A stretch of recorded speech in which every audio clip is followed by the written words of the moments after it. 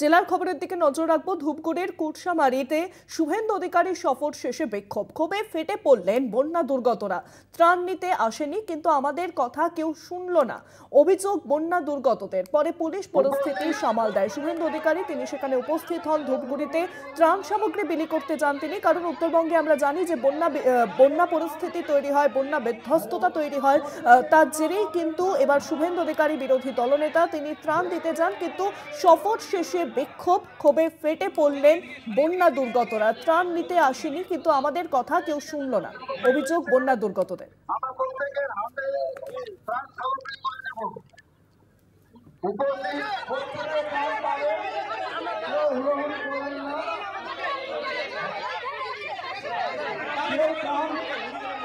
Hello, প্রত্যেকের জন্য আমাদের ত্রাণের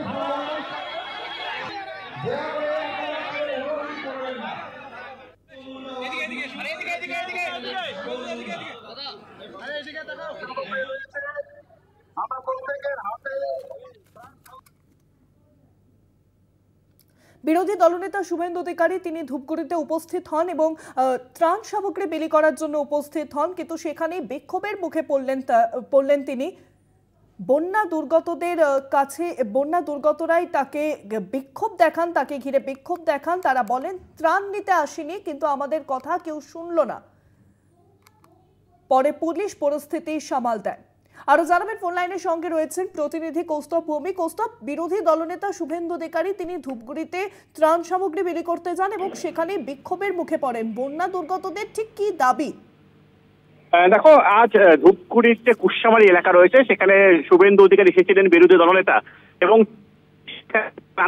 এবং বামনডাঙ্গা এলাকায় যারা বন্যায় যাদের মৃত্যু হয়েছে সেই সমস্ত পরিবারের হাতে তিনি 2 লক্ষ টাকা করে তুলে দেন। তবে শুভেন্দু অধিকারী সেখান থেকে বেরিয়ে যেতেই ধূপগুড়ি ব্লকের হোগলাপাতা থেকে শুরু করে বগরিবাড়ি বিভিন্ন এলাকার যারা বন্যা দুর্গত তারা কিন্তু রীতিমতো বিক্ষোভে ফেটে পড়েন। তাদের যেটা অভিযোগ যে শুভেন্দু অধিকারী এখানে এসে তাদের কোনো রকম কথা শোনেননি। তারা আশা করেছিলেন শুভেন্দু অধিকারী তাদের সমস্যার কথা শুনবেন, সেই সাথে সেই যে বন্যা বিধ্বস্ত এলাকা, সেই যে ভাঙা বাঁধ, সেগুলি শুভেন্দু অধিকারী পরিদর্শন করতে যাবেন। অভিযোগ যে ক্ষতিগ্রস্ত এলাকার থেকে প্রায় 3 কিলোমিটার দূরেই শুভেন্দু অধিকারী নেমে যান এবং সেখানে তিনি কথা বলেন। যেটা অভিযোগ যে কেন শুভেন্দু অধিকারী ওই এলাকা পরিদর্শন করলেন না, কেন তাদের সাথে কথা বললেন না, শুধুমাত্র ত্রাণ নিতে তারা আসেননি। তাদের যেটা দাবি যে সরকারের তরফ থেকে শুরু করে বিভিন্ন স্বেচ্ছাসেবী সংগঠন তাদেরকে ত্রাণ দিচ্ছে, এই মুহূর্তে তাদের ত্রাণের দরকার নেই। অনেকে রীতিমতো শুভেন্দু অধিকারী আনা ত্রাণ না নিয়ে চলে যায়। বলা যায় যে রীতিমতো বিক্ষোভ শুরু করে দেন ওই এলাকার বন্যা দুর্গতরা। যদিও এখনো পর্যন্ত এই বিষয়ে কিন্তু বিজেপির তরফ থেকে কোনো প্রতিক্রিয়া পাওয়া যায়নি।